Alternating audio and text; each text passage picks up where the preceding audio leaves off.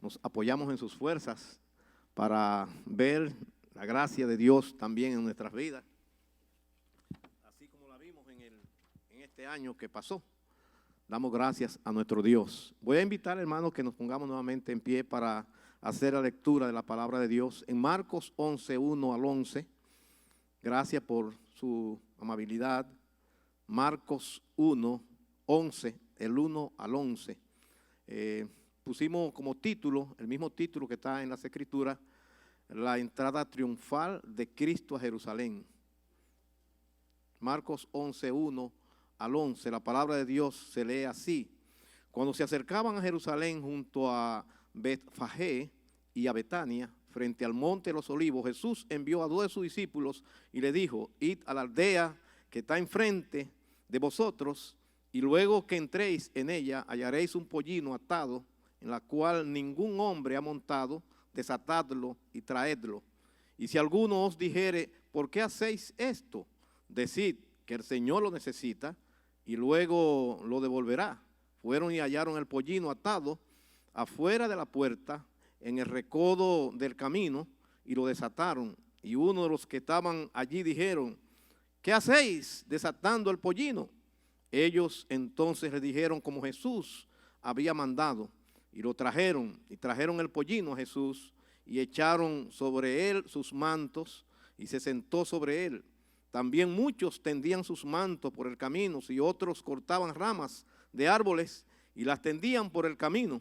Y los que iban delante y los que venían detrás daban voces diciendo: Hosanna, bendito el que viene en el nombre del Señor. Bendito el reino de nuestro padre David, que viene, hosanna en las alturas. Y entró Jesús en Jerusalén, en el templo, y habiendo mirado alrededor todas las cosas, como ya amanecía, se fue a Betania con los 12. Vamos a orar.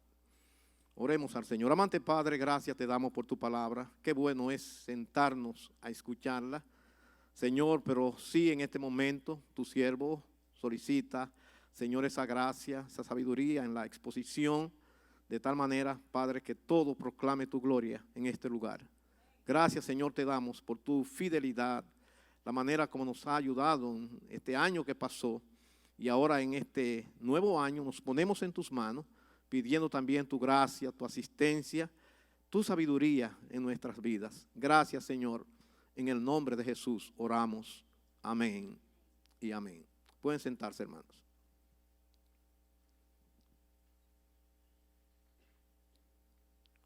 Bueno, mis amados hermanos, tenemos aquí: Jesús entra oficialmente a Jerusalén.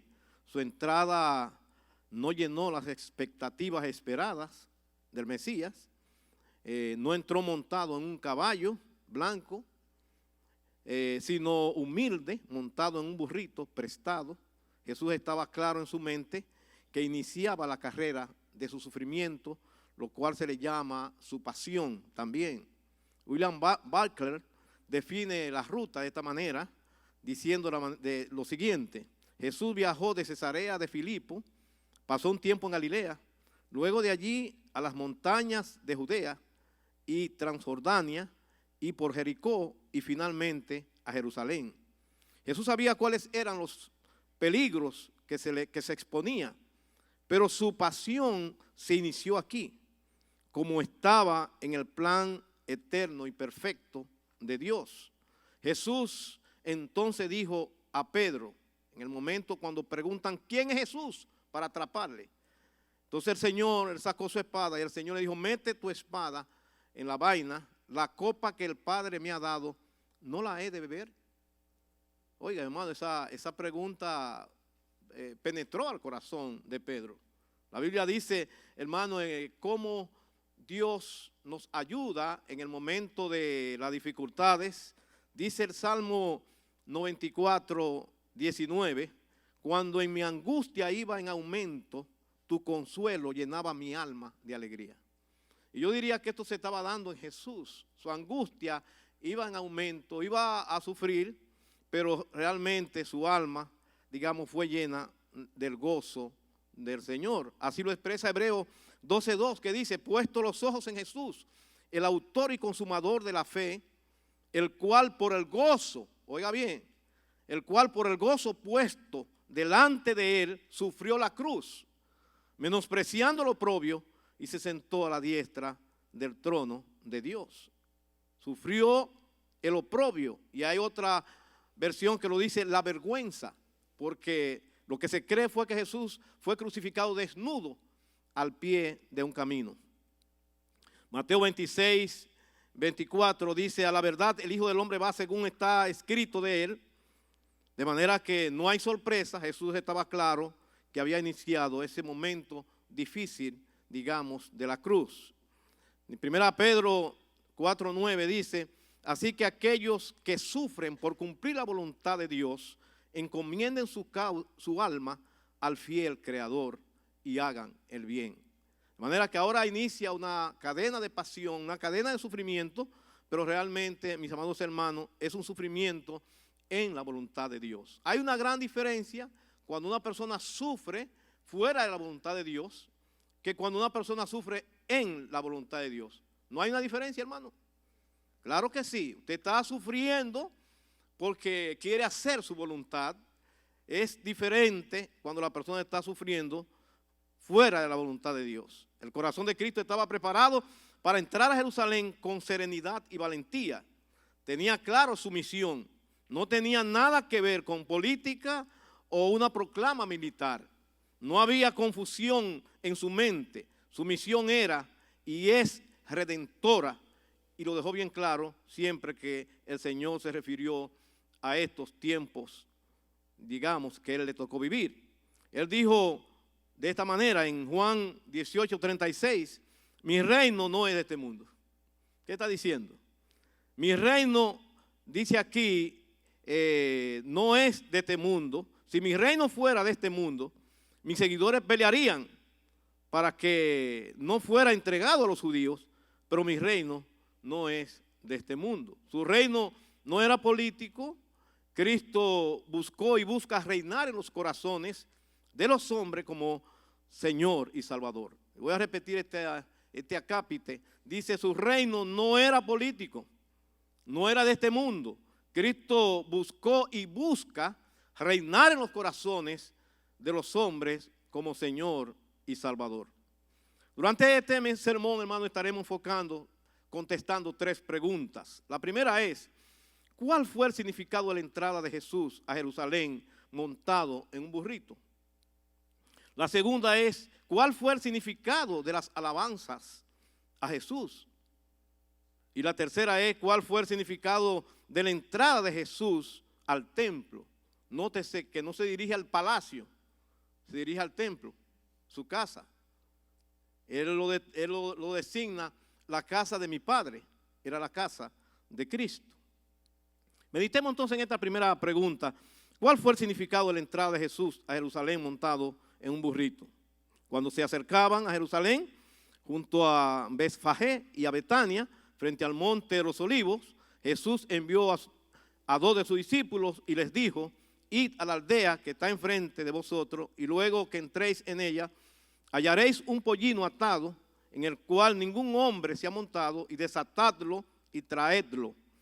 Y si alguien os dijere, ¿por qué hacéis esto? Decid que el Señor lo necesita y que luego lo devolverá. Fueron y hallaron el pollino atado afuera, a la puerta, en el recodo del camino, y lo desataron. Y unos de los que estaban allí les dijeron, ¿qué hacéis desatando el pollino? Ellos entonces le dijeron, como Jesús había mandado, y los dejaron. Y trajeron el pollino a Jesús y echaron sobre él sus mantos y se sentó sobre él. Tremenda misión de esos 2 discípulos. Ir a buscar ese burrito, ese pollino que estaba allí. Y alguien le iba a preguntar, ¿por qué hace eso? Era una misión difícil, pero esa era la misión que el Señor le había encomendado y el Señor lo tenía todo bajo control.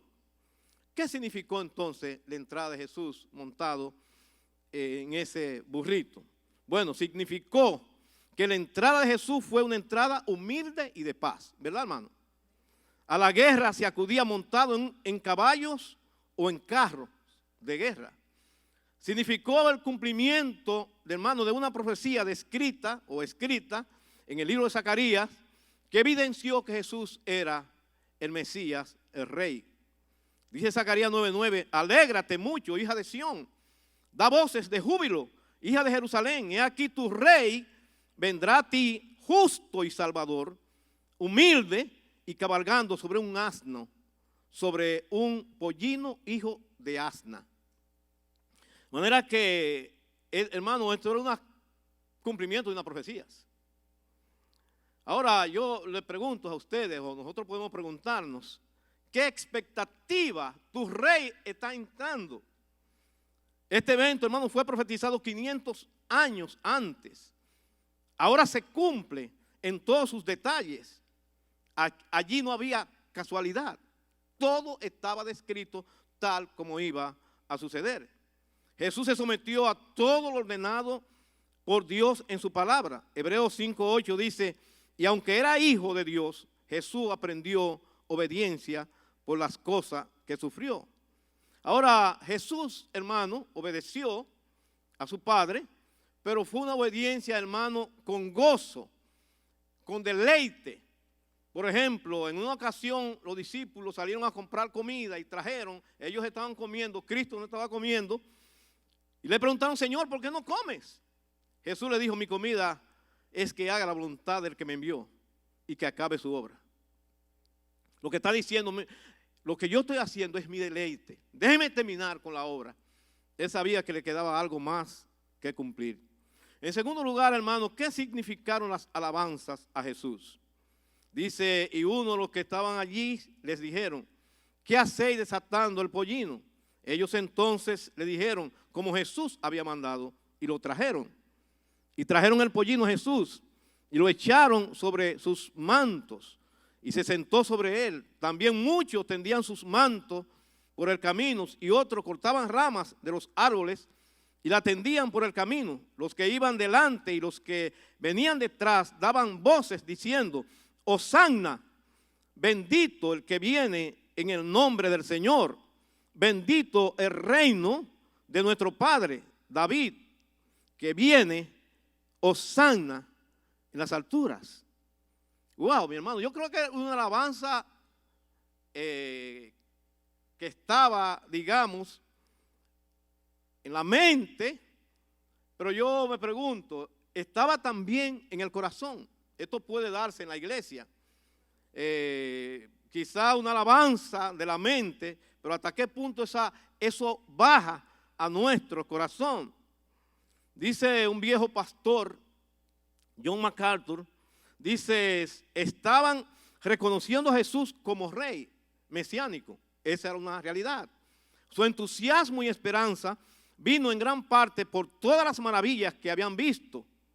Esta fue una falsa coronación. Vamos a estar hablando acerca de esta verdad.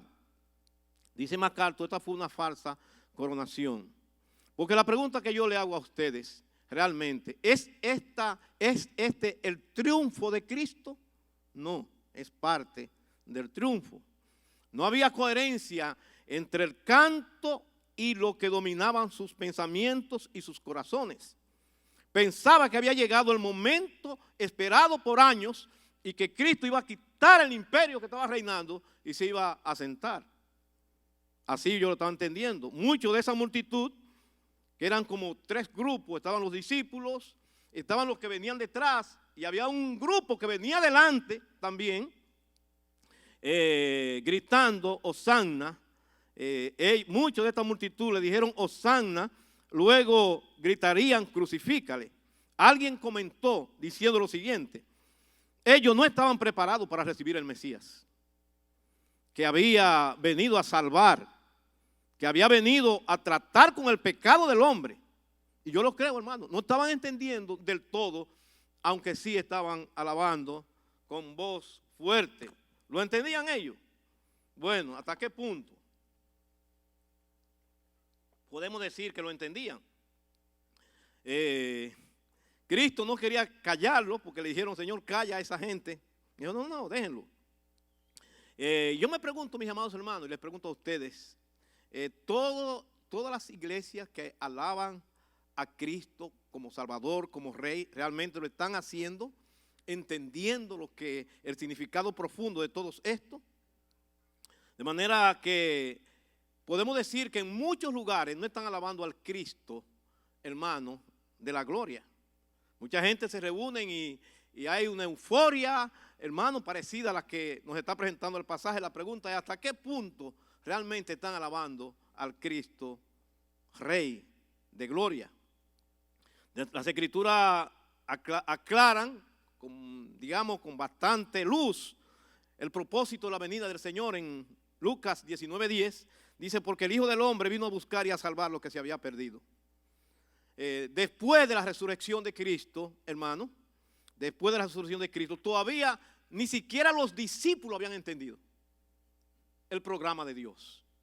Cómo Dios iba a ir desarrollando las cosas. Jesús iba camino a Emaús, mezclado entre un grupo de gente. Quizá algunos habían contemplado, quizá algunos eran también sus discípulos. Dice las Escrituras en Lucas 24, 21 y 25 al 27, dice: pero nosotros esperábamos que Él era el que había de redimir a Israel. Entonces Él le dijo: oh insensatos y tardos de corazón para creer todo lo que los profetas han dicho. ¿No era necesario que el Cristo padeciera estas cosas y que entrara en su gloria? Y comenzando desde Moisés y siguiendo por todos los profetas, les declaraba en todas las Escrituras lo que de él decían. Hermano, la Biblia hablaba de esos sufrimientos de Jesús. La euforia de la alabanza de la gente era más emocional que otra cosa. Sus corazones estaban vacíos. Lucas describe la euforia de la alabanza de la manera siguiente, que puede darse también hoy. Dice: y cuando llegaron ya cerca de la bajada del monte de los Olivos, toda la multitud de los discípulos, gozándose, comenzó a alabar a Dios a grandes voces por todas las maravillas que habían visto, diciendo: bendito el Rey que viene en el nombre del Señor, paz en el cielo y gloria en las alturas.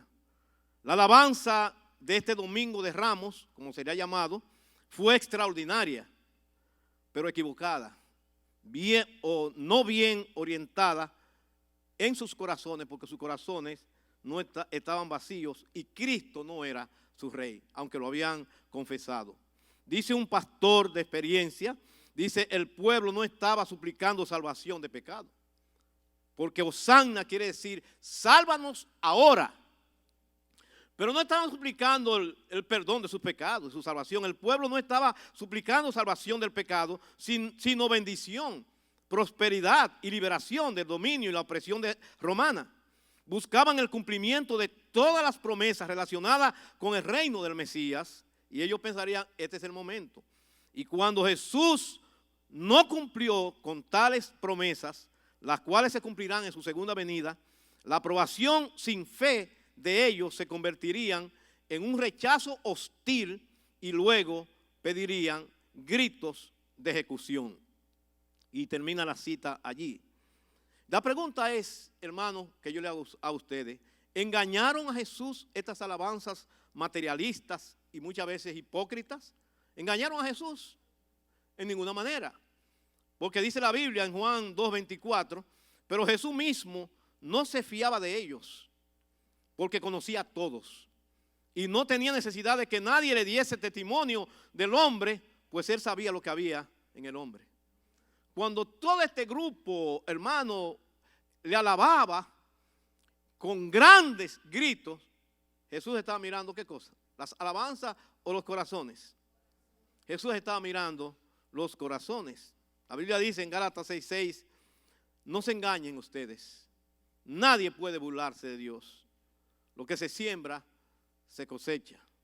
Hosanna significa sálvanos ahora. Ellos estaban diciendo: sálvanos de los enemigos políticos, ahora. ¿Qué les parece? No entendieron el programa de Dios.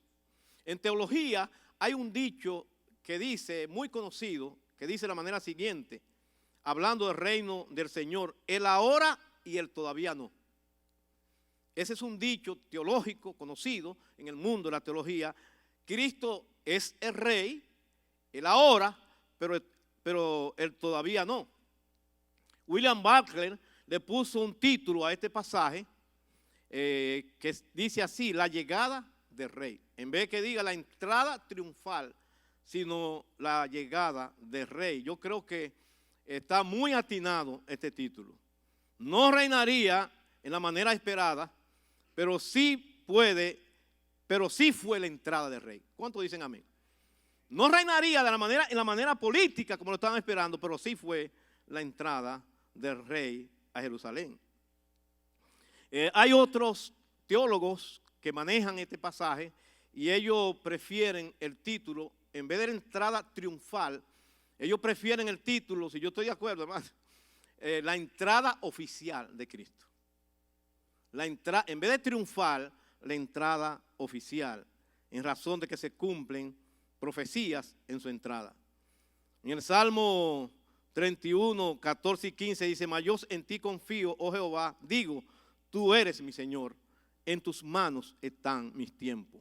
Los discípulos le preguntaron a Jesús lo siguiente, hablando del tiempo, en Hechos 1, 6 al 8, dice, así que mientras los apóstoles estaban, estoy leyendo la versión, la nueva traducción viviente, perdón, así que mientras los apóstoles estaban con Jesús, le preguntaron con insistencia, Señor, ¿ha llegado ya el tiempo de que libere a Israel y restaure nuestro reino? Él les contestó, solo el Padre tiene autoridad para fijar esas fechas y tiempos, y a ustedes no les corresponde saberlo.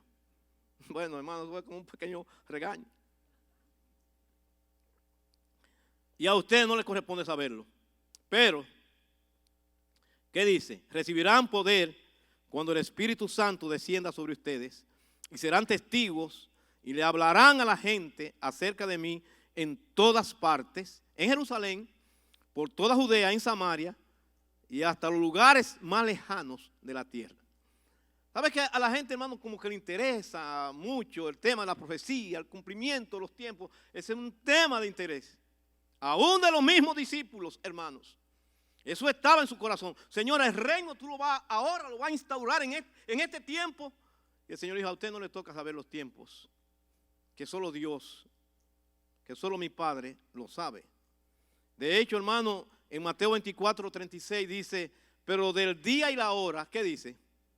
Nadie lo sabe, ni aún los ángeles de los cielos, sino solo mi Padre. Y damos gracias a Dios por esta gran verdad, porque muchos grupos falsos han puesto fecha, hermano, y han fallado, porque solo el Padre sabe eso. Solo mi Padre. La tercera pregunta es, ¿qué implicó la entrada de Jesús en el templo? No se dirige al palacio, reitero, hermano, se dirige al templo, a su casa. Dice, y entró Jesús en Jerusalén, en el templo, y habiendo mirado alrededor todas las cosas, como ya amanecía, se fue con los 12.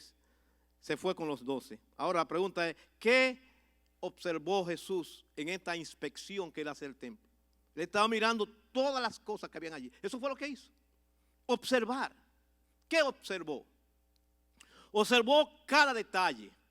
Vio que el templo no cumplía con el propósito original de Dios.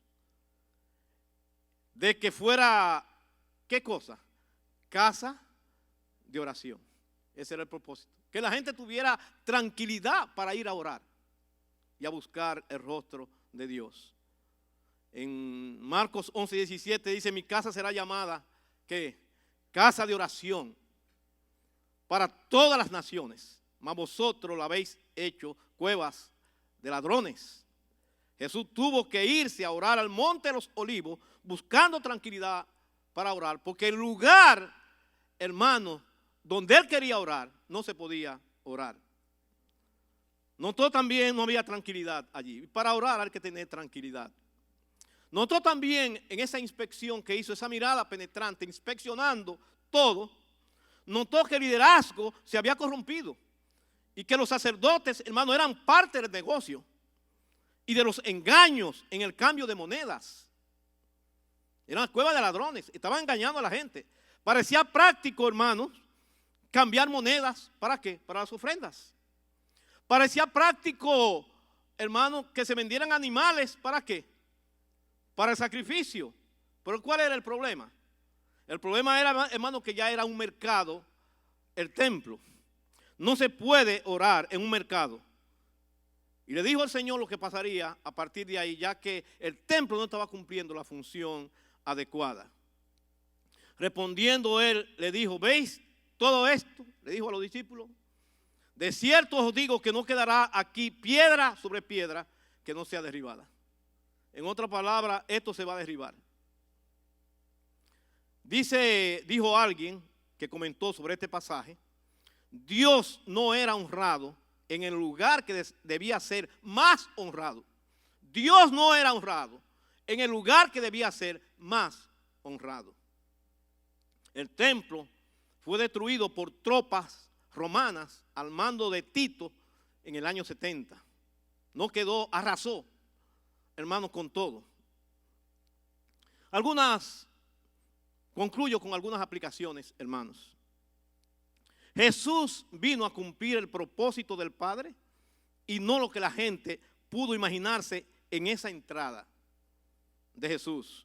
Jesús debe ser aclamado y alabado como rey. Fue la entrada del rey. Esta gente le aclamó rey, pero Cristo no era su rey. Al ver sus corazones endurecidos, sus corazones vacíos, el corazón de Jesús estalló en llanto. O sea, había una euforia de cánticos, de alabanzas, hosana, pero el corazón de Cristo, hermano, estalló en llanto. Las Escrituras lo expresa a sí mismo. Dice, cuando llegó cerca de la ciudad, dice Lucas, que también narra el mismo evento, al verla, lloró sobre ella. Lloró. Hermano, ver a Jesús llorar, hay que darle en mente por qué Jesús está llorando. Hay otra versión que lo dice así, al ver perfilarse Jerusalén en la distancia, lloró. Oh, si comprendieras la paz eterna que rechazaste, dijo con voz quebrada por el llanto, pero ya es demasiado tarde. Hermano, Jesús, mientras hay un pueblo en alabanza, digamos, diciendo hosana, Jesús lloró. Jesús lloró. En el pueblo había un sentimiento de cánticos. En Jesús había un sentimiento que podía mirar los corazones, hermanos, cómo estaban endurecidos.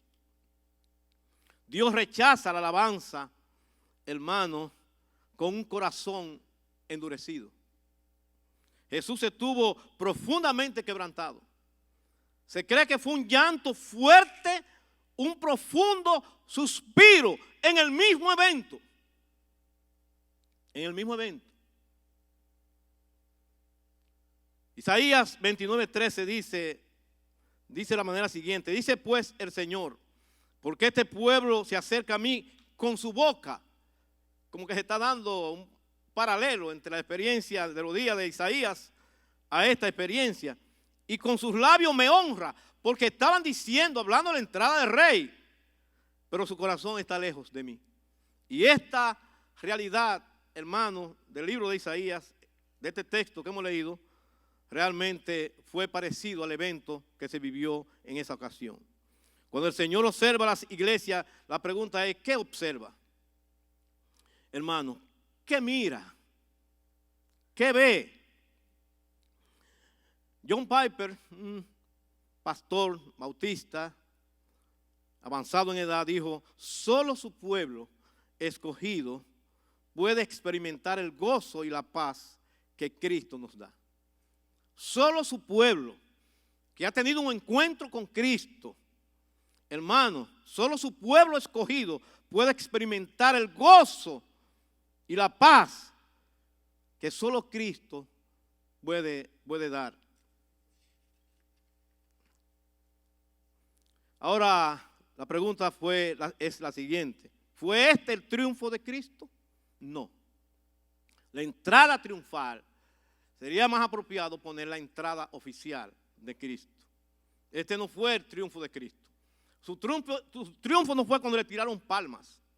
Su triunfo no fue cuando le tiraron mantos en el camino. Ese no fue su triunfo. El triunfo de Cristo, hermano, fue en la cruz. Dice la Biblia, hermano, en Colosenses 2:15, despojando a los principados y a las potestades, los exhibió públicamente, triunfando sobre ellos en la cruz. Su triunfo fue en la cruz. Hermano, su triunfo fue en su muerte, en su resurrección, en su ascensión, hermano, y su exaltación en los cielos. Así lo dice Filipenses 2:8-11. Dice, estando en la condición de hombre, se humilló a sí mismo, haciéndose obediente hasta la muerte. ¿Y qué?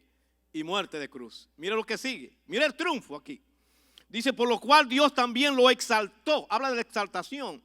Hasta lo sumo, hasta donde nada más se puede exaltar.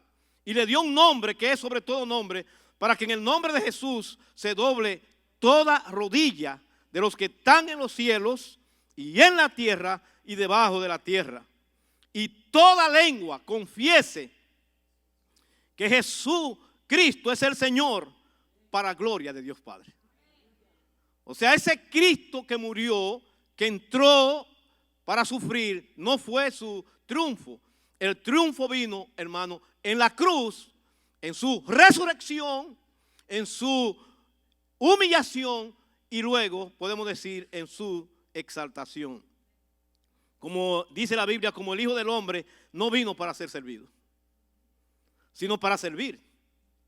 Hermano, su venida fue para servir y para dar su vida en rescate por mucho. Rescate significa salvación, liberación en Cristo Jesús. Lo que está diciendo, el pago de nuestro rescate, hermano, fue la sangre de Cristo. Lo que parecía quizá cuando Cristo le dijo, a mí me van a matar, los discípulos dijeron, Señor, ¿cómo tú vas a permitir que te pase eso? Entonces el Señor le dijo, quítate delante de mí, Satanás. Le dijo a Pedro, tú no entiendes las cosas. Porque por lo que tú estás triste, porque yo voy a la cruz, ese es el triunfo. Fue allí que Cristo triunfó. Fue allí, hermano, en su resurrección que Cristo triunfó. Fue en su humillación que Cristo triunfó. Y el Padre lo exaltó y le dio un nombre que es sobre todo nombre, para que en el nombre de Jesús se doble toda rodilla de los que están en el cielo, en la tierra y debajo de la tierra. Nosotros tenemos que darle gracias al Señor por su fidelidad. Hermano, mucha gente solo habla de la muerte de Jesús en la Semana Santa, ¿verdad, hermano? ¿Tú no has notado eso? Como que la gente solo piensa, pero hermano, tenemos que pensar en que Jesús murió para el perdón de nuestros pecados. De que Jesús murió para salvarnos. Y resucitó, por supuesto, murió y resucitó. Él murió, hermano, para traer salvación al hombre. Y en las Escrituras nos dice, a los suyos vino, ¿y qué? Y los suyos no los recibieron. ¿Quiénes son los suyos? Es el pueblo judío, hermano. Él vino a su pueblo y los suyos no lo recibieron. Parte de esa gran multitud que iba allí, que dijo, Hosanna, bendito el que viene en el nombre del Señor. Luego dijeron, crucifícale, crucifícale, crucifícale. Lo difícil era entender, entonces, hermano, cómo las cosas iban cayendo en el programa de Dios. Dios tenía programado de que Jesús, ¿qué? Padeciera, fuera a la cruz, allí derrotara todos los poderes del diablo, hermanos, trajera nuestra salvación, derramara su sangre para el perdón de pecado. Ese era el plan. Y ahora, hermanos, esperamos su segunda venida gloriosa, cuando Él viene también por su pueblo. ¿Cuánto le alaban? Si usted no tiene a Cristo, busque a Cristo. Él es Rey, Él es nuestra esperanza, Él es el todo para su pueblo. Vamos a orar en este momento. Oremos al Señor. Amante Padre, te damos gracias por tu palabra. Qué bueno eres, Señor, en venir a dar tu vida en la cruz por nosotros. Muchas personas no lo entendieron.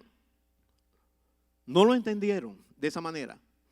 Pensaba que su propósito era político, Señor, y su propósito era redentor, salvador. Oh Padre, manifestarse como Señor a la nación.